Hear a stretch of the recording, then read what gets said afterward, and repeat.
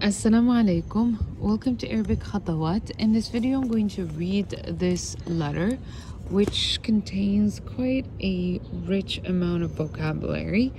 This is more of a spontaneous reading. أنا في الجامعة اليوم, and I picked this story and I wanted to read it, and at the same time this will provide me with a very good amount of vocab that I can use from my weekly vocab list. So I'll start reading. You can grab a pen and paper so you can take notes of all of these words. القصة هي history everywhere. التاريخ في كل مكان. التاريخ في كل مكان. عزيزي داني، ليتك كنت معي أمس أثناء جولتي في دمشق القديمة. أخذت أمس أكثر من 60 صورة. التاريخ هنا موجود في كل مكان. يمكنك أن تراه وتسمعه وتتذوقه وتشمه وتلمسه.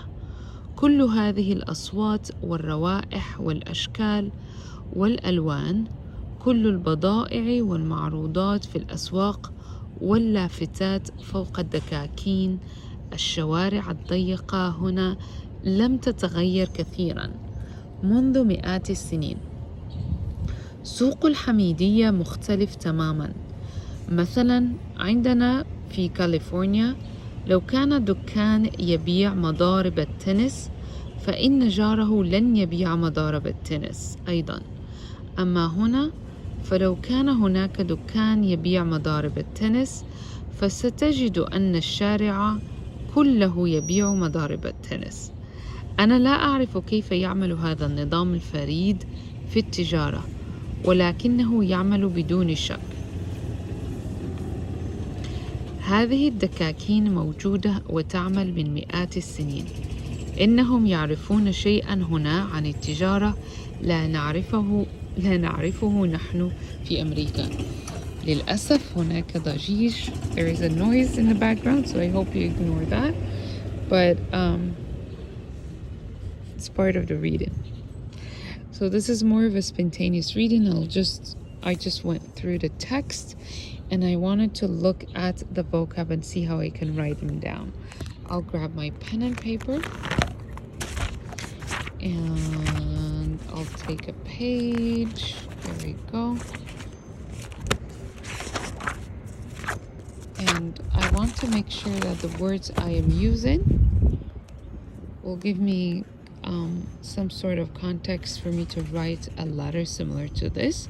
I can write about my visit to an Arab country, or my visit to a state or a city, maybe a new city that I haven't visited here in America, or maybe in your home country.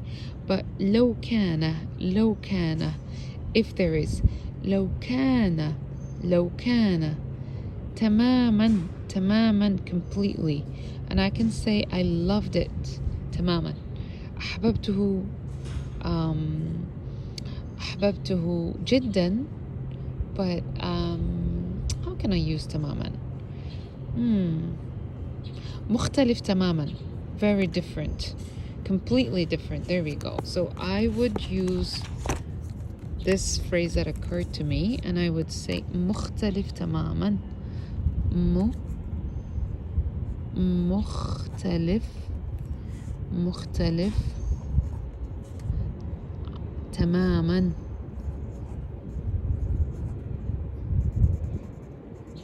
There's no shadda, so مختلف تماما. And I want to remember to use my preposition of place, and I would say عن. مختلف تماما عن الحياة في أمريكا مثلا. Different from. So I'm using عن الحياة مختلف تماما. And of course I'm holding my device on the other hand, but I want you to remember that when you are writing Arabic, you keep your script on the line.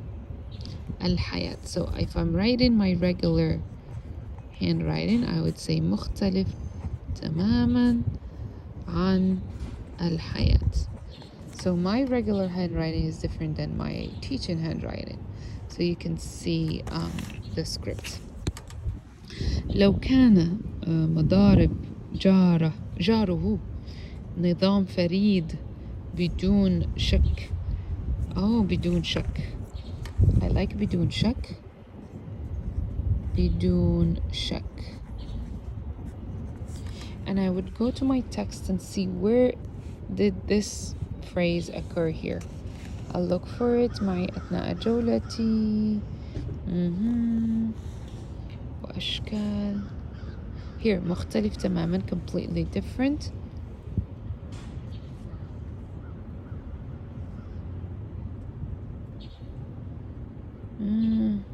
Okay.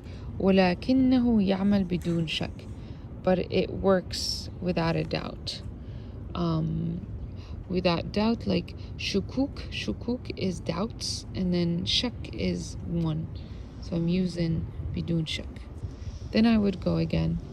لا تخف, don't worry. لا تخف, لا تخف. لم أنسى, I didn't forget. لم أنسى. طلبك. And طلبك, here I have to remember this. طلب is request. But if I'm using طلب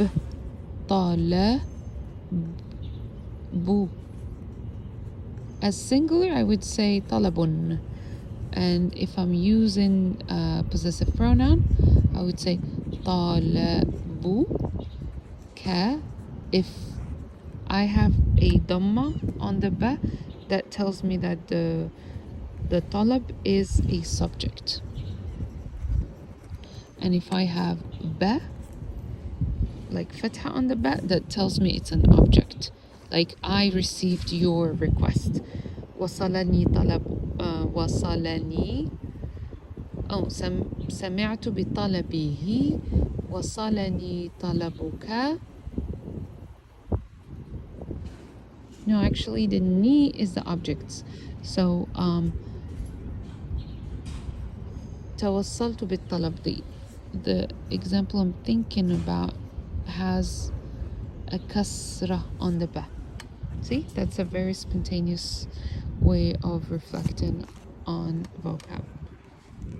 Nothing has to be perfect, and that's what I remind myself of every time I look at content. It's just a little brief study. So I wish you were here. ليتك كنت.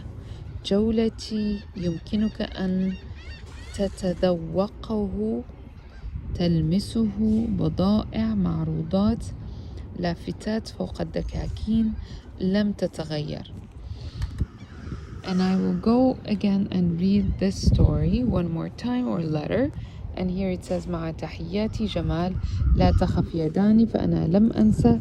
Oh, here we go. لم أنسى طلبك. Over here it has a fatha. لم أنسى طلبك.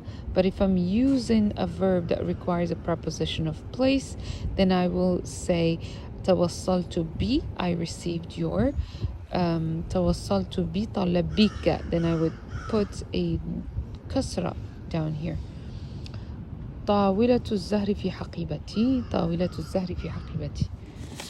And after I read, this is a very good, I'll share with you the resource. It's Easy Arabic Reader for beginners. And after you read, test your understanding.